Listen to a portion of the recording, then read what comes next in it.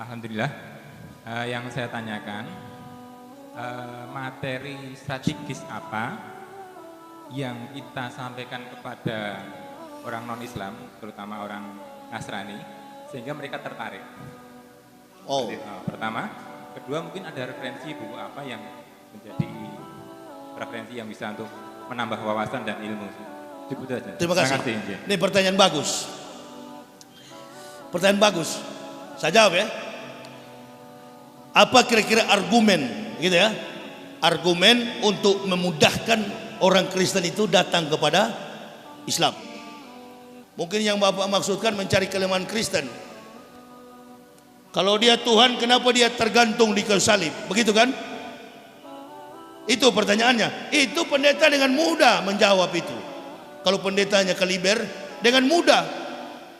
Yang kami imani, kata orang Kristen, bukan kemanusiaan yang tersalib, tetapi keilahian yang bersembunyi di dalam manusia Yesus. Itu jagonya pendeta. Menyanggah lawan, mengalahkan lawan dengan kitab lawan. Itu. Jangan pernah mengatakan dengan Al-Quran. Kalau kita bilang dia masuk neraka karena Al-Quran, Allahu Akbar.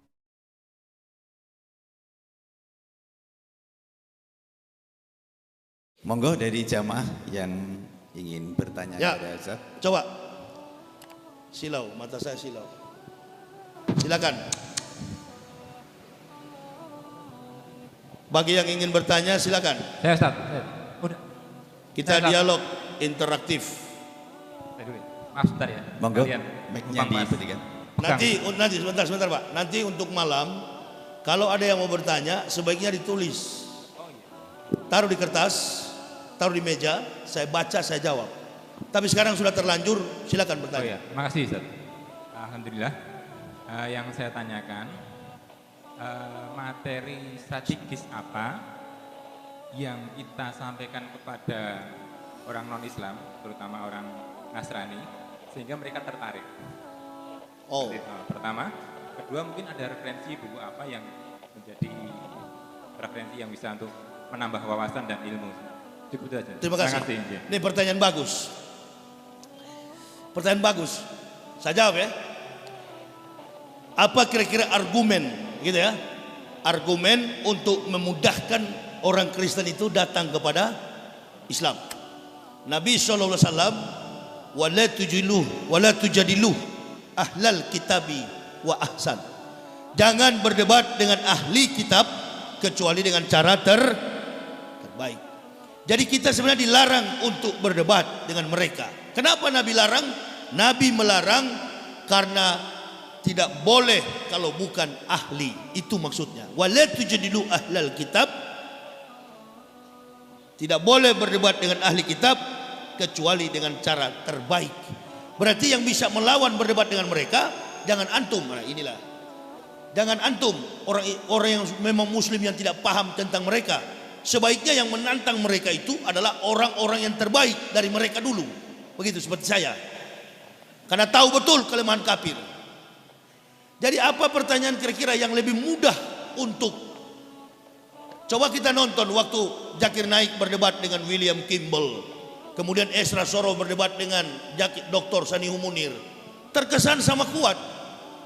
Karena biar bagaimanapun hebatnya seorang muslim yang lahir dari Islam, pasti tidak memahami dua konsep. Konsep teologi dan konsep eklesiologi.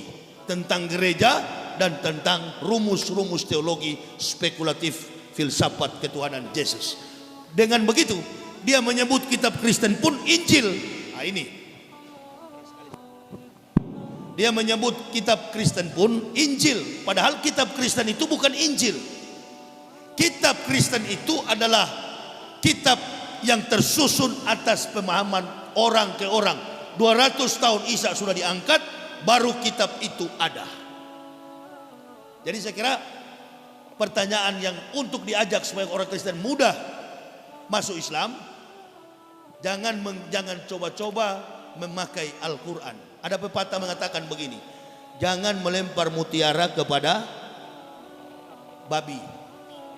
Itu pepatah ya, pepatah kuno. Janganlah melempar mutiara kepada babi, karena hanya akan diinjak-injak. Jadi kalau mau menggunakan Al-Quran, saya kira jangankan orang kafir, orang Islam sendiri saja kalau imam sholat ayatnya panjang dia batuk di belakang. Bahkan dia tidak suka kalau imam terlalu panjang ayat bacaan, apalagi kafir. Cara yang paling tepat, saya Islamkan sudah banyak, sudah ribuan orang kafir. Saya tanyakan ke mereka, konsep keselamatan Kristen itu adalah Yesus mati dulu di kayu salib sebagai jalan penebusan dosa-dosa bagi manusia. Ini doktrin orang Kristen. Tuhannya mati dulu di kayu salib demi menebus dosa-dosa manusia.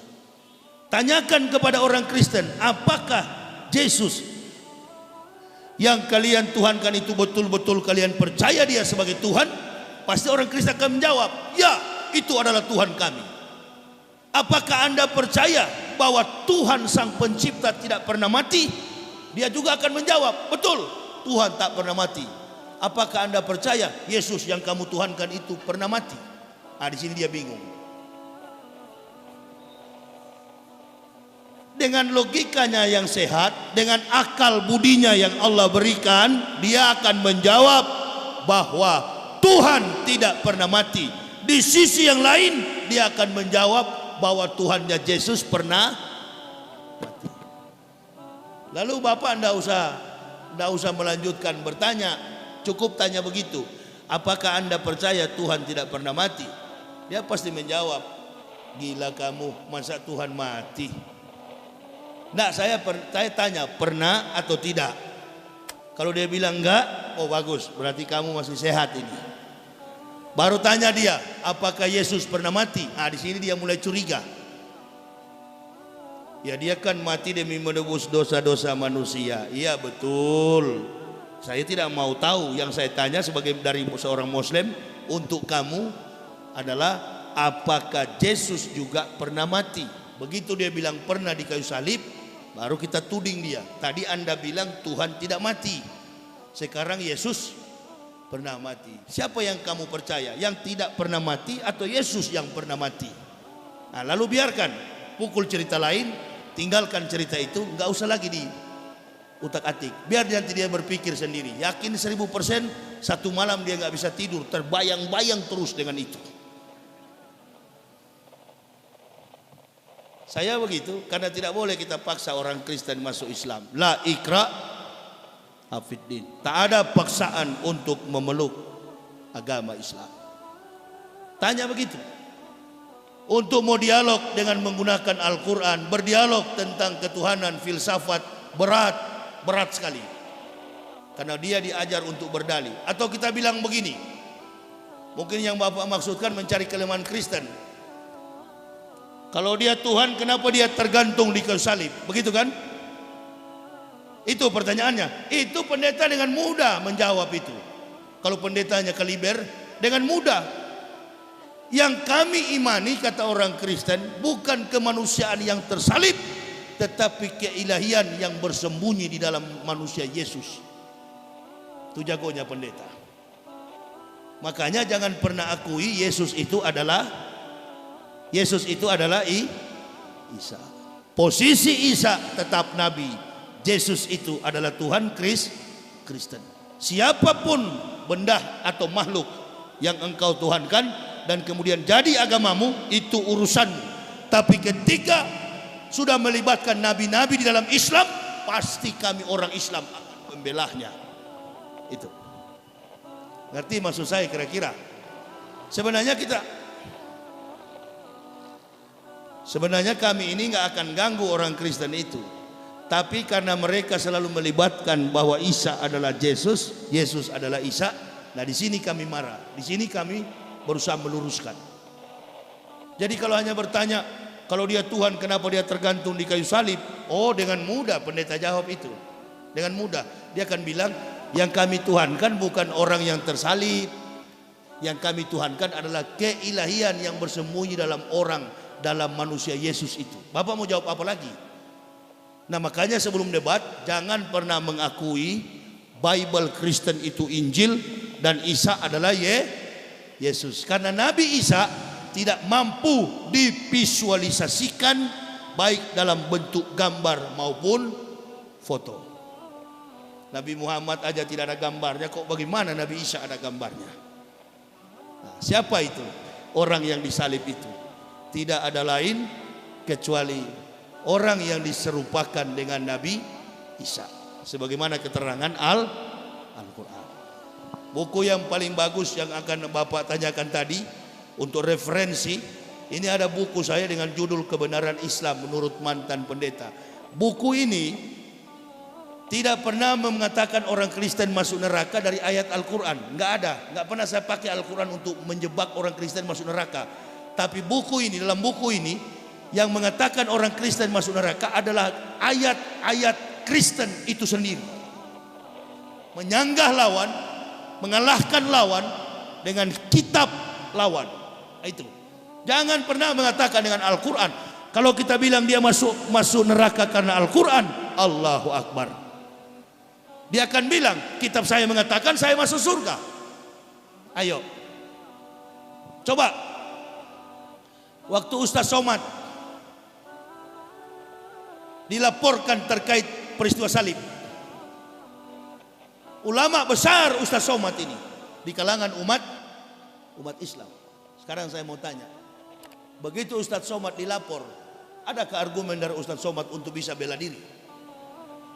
Dia walaupun kafir tapi dia legal di negara ini. Tetapi kalau Ustaz Somad sampai dipanggil, saya akan siap bersaksi sebagai saksi ahli. Akan saya katakan bahwa eksekusi salib itu bukan terjadi pada Yesus Kristus atau Isa Al-Masih. Ketika beliau diadukan di polisi, Bapak lihat, jamaah bisa perhatikan konferensi di MUI tanggal 21 Agustus, MUI pun angkat tangan. Karena sehebat-hebat kiai, sehebat-hebat ustadz, mereka nggak mengerti konsep kebohongan kafir Kristen. Yang paling tahu tentang kebohongan itu adalah kami yang dari kafir. Orang dari kafir pun tidak semua bisa tahu, kecuali memang sudah ahli seperti saya. Jadi kalau saya katakan tidak ada, saya akan bilang di depan hakim, peristiwa penyaliban itu bukan peristiwa Yesus atau Isa atau Yesus Hamasyah atau Yesus Kristus atau the Christ Jesus atau siapapun yang dituhankan Kristen yang disalib. Yang pertama Bapak Hakim, ini cerita gila. Di mana ada Tuhan disalib, itu satu. Karena ini dipanggil secara di ranah hukum horizontal. Padahal ini tidak bisa dipidanakan. Ini adalah hukum vertikal. Dan yang kedua, salib itu bukan lambang Tuhan disalib atau orang Isa Nabi disalib. Salib itu adalah lambang eksekusi mati dalam sistem pemerintahan Romawi, Rom. Makanya ketika berkunjung saya ke sana, saya ingin tahu mana itu Bukit Golgota. Bukit Golgota itu bukanlah bukit di mana Isa disalib, tetapi bukit itu adalah Golgota, itu artinya bukit tengkorak. Karena orang disalib di situ dari tahun 65 sebelum Masehi sampai tahun 6 Masehi Isa Al-Masih lahir. Romawi memerintah menguasai Yerusalem dari tahun 65 sebelum Masehi sampai tahun 6 Masehi. Isa lahir tahun 6 sebelum Masehi. Perhatikan, 6 sebelum Masehi sampai 6 Masehi. Isa lahir 6 sebelum Masehi. Jadi eksekusi mati itu sudah ada pada zaman dulu, sebelum datangnya Nabi Isa. Pada zaman Nabi Musa, bahkan sebelum Nabi Musa sudah ada eksekusi dalam bentuk penyaliban. Kalau nggak percaya sama saya, cari orang bule yang pakai kalung salib, artis Hollywood, Mick Gavin, Stephen Seagal, Rambo, Arnold Schwarzenegger yang pakai kalung salib. Tanya mereka, You are Christian? No, I'm not religion. Saya bukan pemeluk agama manapun. Kenapa? salib itu bukan lambang Kristen. Salib itu dianggap oleh orang-orang bule Amerika dan Eropa, salib itu adalah aksesoris. Kita di Indonesia ini kan IQ-nya terlalu tinggi dibanding Amerika, makanya masih banyak di gereja tiap hari Minggu. Di Eropa dan Amerika gereja itu tiap hari Minggu kosong, gitu, nggak ada orang. Artinya kemampuan intelektualnya Amerika dan Eropa itu di bawah. Orang Indonesia lebih pintar, makanya masih banyak di gereja. Itu maksudnya. Nah, kalau yang mengerti pasti ketawa itu, yang nggak ngerti ngelongo dia, apain dia bilang. Ya, karena IQ-nya orang Eropa dan Amerika itu di bawah, sementara orang Kristen di Indonesia itu IQ-nya di atas 200. Nah, itu maksudnya. Nah, baru ketawa kan? Jadi kalau mau menyerang keras tapi ilmiah supaya lawan tidak berkutik. Jangan menyerang membabi buta, kan begitu.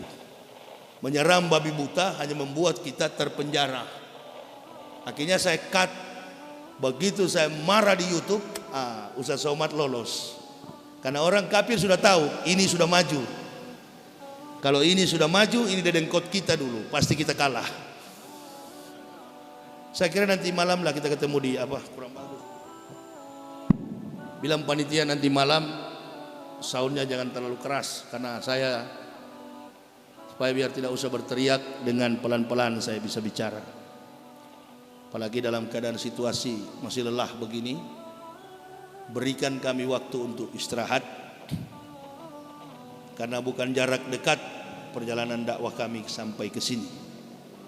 Jadi nanti ibu bapak untuk mengetahui kepalsuan kitab Kristen itu, nih buktinya ini banyak sekali ayat-ayat kitab yang palsu. Saya begitu masuk Islam, 8 tahun saya belajar Al-Quran, baca secara otodidak.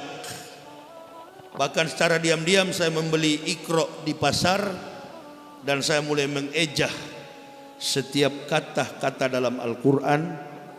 Akhirnya saya bisa baca dan berguru kepada seorang ustadz di Kalimantan. 8 tahun saya baca Al-Quran. Jangankan satu kata, satu titik dalam Al-Quran tidak mampu diselewengkan oleh otak dan tangan kotor manusia. Kitab Kristen itu tiap hari dirubah, hampir tiap minggu. Matius bilang lompat ke kanan, Markus bilang salto ke depan, Paulus bilang jungkir ke belakang. Bingung kita paham. Panggil saja orang Kristen, tanya kalau ada yang mengerti kitabnya. Gak ada yang mengerti, karena makna yang tertuang dalam kitab Bible Kristen adalah makna filsafat. Harus ditafsir, dijelaskan secara filsafat. Ketuhanannya pun filsafat. Tuhan turun pangkat jadi orang, orang naik pangkat jadi Tuhan. Dibolak-balik, itu namanya filsafat. Filsafat adalah induk dari semua ilmu. Tapi kalau rumus filsafat spekulatif, tentu bukanlah ilmu pengetahuan, tapi hukumnya adalah hukum halusi. Meja ini terbuat dari kayu, pasti yang buat adalah tukang kayu. Sampai kapanpun meja tetaplah meja ciptaan, dan tukang kayu adalah pencipta. Dipaksa bagaimanapun, artinya ayat-ayat kitab suci dipaksa bagaimanapun, Tuhan jadi orang, orang jadi Tuhan, sampai botak kepala orang kafir tak bisa. Paham kira-kira? Di Islam tak ada yang begitu. Kalau Islam suka menuhankan Isa, lebih dahsyat dari ayat Kristen. Bahkan di Al-Quran dijelaskan, Isa adalah orang yang terkemuka di dunia dan akhirat. Kalau sudah bicara terkemuka di dunia dan akhirat, mudah sekali kalau difilsafatkan menjadi Tuhan. Adakah Al-Quran bisa difilsafatkan? Karena di referensi ayat yang lain dikatakan bahwa tidak ada Tuhan selain Allah. Nah inilah Al-Quran. Letak eksegesi, etika, logika, estetika ditaruh pada substansi yang benar. Semua konsep turun-turunnya ayat berdasarkan perjalanan sejarah. Kisah tentang Nabi Isa ibunya Maryam dijadikan sebagai judul daripada kitab. Realistis, kontekstualis, teologis, sistematis, dan rasional. Inilah kitab suci. Ini yang saya percaya. Dan tetap relevan dengan kehidupan zaman sekarang. Kehidupan yang pernah, sementara, dan akan terjadi. Al-Quran itulah sebenar-benar firman dari Allah Subhanahu wa ta'ala. Keluar kami masuk Islam dan mengamalkan Islam dengan baik. Bukan orang Islam yang mengislamkan kami sekeluarga. Kalau orang Islam yang mengislamkan kami, mungkin sampai hari ini enggak Islam kami. Karena yang masuk penjara itu kebanyakan orang Islam. Tidak ada nama Matius, Markus, Yohanes, Stefanus, Tetanus, jarang. Yang masuk penjara itu kebanyakan orang Islam. Ini tidak bisa diukur secara etika, exology. Islam kebenarannya tidak bisa diukur dengan perbuatan akhlak moral daripada umat Islam. Kenapa? Karena ada orang yang beragama Islam kelakuannya kafir. Ada orang kafir kelakuannya Islami. Jadi tidak cocok etika moral pribadi manusia dijadikan landasan mengukur substansi sebuah agama. Agama Islam ini harus diperhatikan dari kitab suci. Orang yang paling layak sebagai panutan contoh bahwa Islam itu benar, laqad kana lakum fi Rasulillahi uswatun hasanatun liman kana yarjullaha wal yaumal akhir wa zakarallaha katsiran. Di dalam diri Rasulullah sallallahu alaihi wasallam terdapat suri teladan yang baik bagi kamu. Bagi siapa? Yaitu orang-orang yang senantiasa bersyukur dan mengingat Allah. Orang-orang yang mengharapkan yaumil akhir dan yang senantiasa bersyukur kepada Allah. Jadi ilmu yang paling tinggi dalam Islam itu adalah ilmu bersyukur. Bukan karena dia kiai, bukan dia hafiz 30 juz, bukan dia jago pidato, bukan di kepalanya bersarang ribuan hadis. Orang Islam yang hebat adalah pandai dan pandai bersyukur. Banyak orang kiai kemudian jadi politikus. Nggak usah contoh jauh-jauh, Pak Maruf Amin itu. Itu ulama besar jadi politikus. Nabi katakan waspada. Isyaru salasa asnapin minanasi wahum. Waspadalah dengan 3 golongan manusia di antara kawanan umatku. Yang pertama, al ulamaul gofilun, ulama-ulama yang lalai. Yang kedua, wal fuqaraul mudahinun, orang miskin yang sombong. Dan yang ketiga, wal mutasawwifunal jahilun, orang sufi yang bodoh. Itu 3 orang yang harus diwaspadai di dalam Islam. Ulama yang lalai, miskin yang sombong, dan orang sufi yang bodoh. Orang sufi yang bodoh itu dia beribadat tanpa ilmu. Sama dengan saya baru masuk Islam. Begitu masuk masjid, saya sholat tahiyatul masjid 1 rakaat. Ditanya oleh pengurus masjid, sholat apa tadi Pak Yahya? Enggak, sholat biasa. Nah itu jawaban saya. Karena baru 3 hari saya masuk Islam. Baru 3 hari, baru selesai disunat, saya ke masjid. Sholat di masjid, cuma 1 rakaat, langsung salam. Salam pun belum tahu, tata cara ibadahnya pun belum, karena baru masuk Islam. Diketawai sama orang-orang, nggak apa-apa. Tapi di hadapan Allah benar. Bahkan arah kiblat pun pernah saya dan istri salah arah kiblat. Sholat subuh sampai 20 rakaat. Saya pikir makin banyak sujud, makin banyak barokah. Ibu bapak ketawa, kita yang kuliah subuh, tahu arah kiblat, tahu Al-Fatihah, hafal, tahu jumlah rakaat, begitu azan subuh, salatu khairum minan naum. 1 meter dari masjid, tidak sholat berjamaah, tidak sholat subuh. Siapa yang betul kira-kira? Yang sudah tahu arah kiblat, yang tahu Al-Fatihah, suratul Fatihah dihafal, tapi tidak sholat subuh. Dibanding orang baru masuk Islam dari kafir yang sholat 20 rakaat, jumlah rakaatnya salah, kiblatnya pun salah. Mana yang betul di hadapan Allah?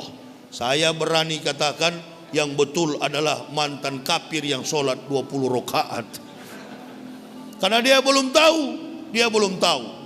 Begitu siang hari saya ditegur, pergi ke pasar, beli buku yang warna kuning, tuntunan sholat lengkap 5 waktu. Afdalul a'malu as-salatu khams. Jadi sekarang bukan tidak bisa sholat, sekarang sudah biasa bertindak sebagai imam. Dalam tempo 1 minggu, 2 minggu, nggak sampai sebulan, sudah berdiri saya di mimbar masjid, bisa khutbah Jumat, khutbah hari raya Idul Fitri, Idul Adha, sampai hari ini. Karena belajar al-ilma bil kasab labin nasab. Ilmu itu dipelajari bukan karena nasab, bukan karena keturunan. Biar juga dari turunan Islam kalau munafik banyak kan sekarang? Banyak atau sebanyak? Banyak. Bikin kafir berani karena banyak yang munafik di dalam Islam. Itu banyak sekali tuh kiriman video mengaku Islam, nyanyi-nyanyi dalam gereja, bahkan muncul di televisi pakai sorban di kepala, ngaku mau balik. Siapa dia? Mokhtar Ngabalen. Mokhtar Kibulin. Itu tuh yang bahaya, bukan orang kafir. Orang kafir nggak bahaya. Saya kira orang kafir itu nggak bahaya. Kafir itu cuma berapa ekor di Indonesia. Gampang, terangkan kepada kafir supaya dia masuk Islam. Yang bahaya adalah orang Muslim yang munafik. Ini tugas kita bersama. Karena misi Kristen itu dia nggak mau tangannya berdarah. Orang Kristen itu nggak mau hancurkan Islam pakai orang Islam. Makanya lihat tuh, mahasiswa demo yang ngomong bukan Lut Binsar Panjaitan, bukan Ruth Sitompul, bukan orang Manado, bukan yang Kristen, bukan. Yang ngomong di TV Wiranto. Ini indikasinya disinyalir di belakang demo mahasiswa ini ada Islam radikal. Tok. Ente ini orang opo toh? Agamane opo? Agamane Islam. Kok suka-suka jelek-jelekin Islam? Ya, nggak sadar sudah diperalat oleh kafir. Itu. Ini yang paling bahaya. Nggak ada mahasiswa demo, itu bukan urusan masyarakat. Kalau ibu-ibu, bapak-bapak, masyarakat yang demo di jalan, saya dapat pastikan ada yang terganggu. Apa yang terganggu? Perut mereka terganggu. Tapi kalau sudah mahasiswa, bukan perut yang terganggu, intelektualitas mereka terganggu. Ada lagi Profesor 1 Mahfud MD, Profesor Pancasila. Bahaya semua itu. Orang lagi berdarah-darah di Wamena, mahasiswa lagi demo, ada yang hilang diculik, ada yang mati, bahkan ada yang hilang entah kemana. Di Indonesia Lawyers Club dia ketawa-ketawa. Enggak, Pak Jokowi aman-aman saja. Allahu Akbar. Sudah tipis lidah mereka saking sering kali menjilat. Allahu Akbar. Sudah tipis. Loh iya, ini yang kalau cuma kafir ketahuan. Tuh kafir tuh, salib. Tetangga kita, Robertus Seperitus Capticus. Tahu kita, dari nama sudah tahu, kap. Tapi yang di dalam masjid begini nih, munafik. Ya kan? Dulu kan waktu saya masuk Islam cuma 2 golongan, mus dan kap. Muslim dan kafir. Ada golongan baru, munafik. Ini lebih bahaya daripada orang kafir. Coba nonton TV Indonesia Lawyers Club. Dulu Fahri Hamzah sebelah sana dengan Rocky. Malu kita sama teman saya, satu suku saya dari Manado itu. Kami orang Manado begitu memang. Kalau betul, nggak perlu, nggak pernah kami takuti apapun. Kalau memang barang betul. Sama satu kampung saya dengan beliau itu. Dia kafir, liberal, tapi otaknya Islam. Ini Islam otaknya, kira-kira begitu. Ya, mana memang bingung sekarang. Mana yang sebenarnya yang Muslim ini? Mana yang mukmin? Mana yang beriman? Ada juga orang liberal, filsuf, orang kafir. Rocky keluarganya di Manado, satu kampung sama saya, Rocky Gerung. Itu bapaknya, opanya, semua keluarganya, bahkan adiknya satu itu dekan Fakultas Eksakta di Manado, Universitas Samratulangi, Profesor Grevo. Itu profesor semua keluarganya. Rocky aja bukan profesor, tapi otaknya mengajar S3. Bahkan ada satu mata kuliah di Universitas Indonesia yang tidak mampu diajar oleh para akademisi, profesor di UI, Rocky bisa ajar selama 15 tahun. Gajinya dia tak ambil. Dia tidak ambil gajinya sampai sekarang. Nah, dia otaknya otak Islam dibandingkan dengan yang lain. Ban Vespa di kepala putih. Datang ke gereja, nyanyi-nyanyi lagu gereja. Yesus itulah Indonesia Lawyers Club kemarin, dia keluarkan ayat dari mulut. Komentatornya juga Karni Ilyas. Nanti saya undang kamu ke Indonesia, damai Indonesiaku. Wow, cocok sudah ini. Watak orang Indonesia. Saya bukan orang Indonesia, saya bukan orang Manado. Saya orang Islam. Dari awal masuk Islam bicara A, sampai masuk ke liang kubur, lidah ini tetap A. Jadi saya kalau tadi debat, tidak boleh menggunakan Al-Quran, tidak boleh juga meyakinkan agama Kristen dengan pakai ayat Kristen. Menempatkan teologi pada substansi yang rasional, sehingga dua agama bisa terima. Mana kira-kira agama yang betul? Dan yang terakhir saya akan bilang, saya akan minta kepada semua pendeta, berikan satu contoh dalam Bible yang bisa memberikan sumbangsi bagi terkaitnya perkembangan pemikiran, ilmu pengetahuan dan teknologi, science and technology. Adakah kira-kira dalam Bible Kristen yang bisa mengungkap satu fakta terkait sumbangsi pemikiran, ilmu pengetahuan? Kalau di dalam Islam kan banyak dalam ayat-ayat Al-Quran. Saya sudah baca Bible Kristen itu, Bible Kristen. Tidak ada satupun ayat Kristen yang mampu memberikan sumbangsi pengetahuan terkait dengan perkembangan sains dan teknologi yang dikaji secara saintifik. Nanti kita lihat. Tapi di Al-Quran banyak. Termasuk sore nanti akan saya ungkapkan tentang menguak rahasia fitrah manusia di balik fakta hidayah.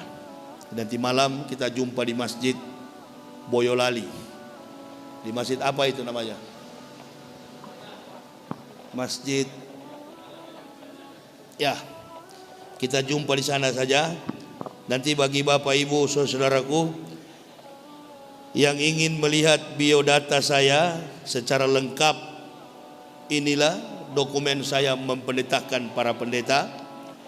Silakan nanti, saya di dalam setiap momen berdakwah selalu membawa buku karya tulis saya sendiri dengan judul Kebenaran Islam Menurut Mantan Pendeta. Ini membongkar semua kebohongan kitab Kristen. Bagi yang berminat untuk mendapati buku ini, siapa tahu ada yang masih punya keluarga Kristen atau tetangga atau teman, kita tidak usah berdebat, suruh dia baca. Buku ini kalau dia sudah baca, hanya dua, dia pasti tidak ke gereja atau dia akan mengucapkan 2 kalimat syahadat. Kalau Allah berikan petunjuk, insya Allah dia akan mengucapkan 2 kalimat syahadat. Kalaupun Allah baru memberikan petunjuk, dia pasti tidak akan ke gereja, tapi dia juga tidak masuk Islam. Untuk ke gereja dia sudah nggak mau. Nah itu. Nanti kalau lama-lama dia sudah bosan ke gereja, kan juga tetap dia akan ke Islam. Ada yang langsung begitu membaca, langsung telepon, Ustadz, saya baca buku Anda, saya ingin masuk Islam. Oh, sudah ribuan. Jadi saya nggak perlu ke gereja lagi berpidato, cukup dengan karya tulis. Ini yang pendeta-pendeta jengkel, dermanya habis di gereja, domba-dombanya bersih masuk Islam. Apalagi kalau debat nanti, habis satu gereja memang. Orang Kristen juga itu nggak mau sebenarnya dibohongi, cuma dia menunggu siapa yang bisa menjelaskan. Nah, saya nggak ada waktu menjelaskan ke mereka, karena mereka selama ini marah sama saya, benci sama saya. Tidak ada waktu, kecuali kesempatan berdakwah begini. Dan bila mereka sudah membaca karya ilmiah, bagi yang berpengetahuan sarjana ke atas, magister and doktoral, paling cepat untuk mendapatkan petunjuk. Jadi saya kira ini ya yang bisa saya sampaikan kepada jemaah. Mudah-mudahan di waktu ke depan lebih baik lagi. Insya Allah kita akan jumpa pada malam hari nanti pada Isya. Saya akan ke hotel beristirahat sebentar. Nanti jumpa lagi di Boyolali pada jam pada Isya nanti malam. Saya kira ini yang bisa saya sampaikan. Bagi yang berminat untuk memiliki buku ini, ada di mobil saya, silakan diambil tapi bayar. Kira begitu ya. Saya kira gitu apa yang saya sampaikan. Terima kasih atas segala perhatiannya. Mohon maaf atas segala kekurangan saya. Usikum wa nafsi bitaqwallah, la ilaha illa huwa, Allahi falyatawakkalul mu'minun. Assalamualaikum warahmatullahi wabarakatuh.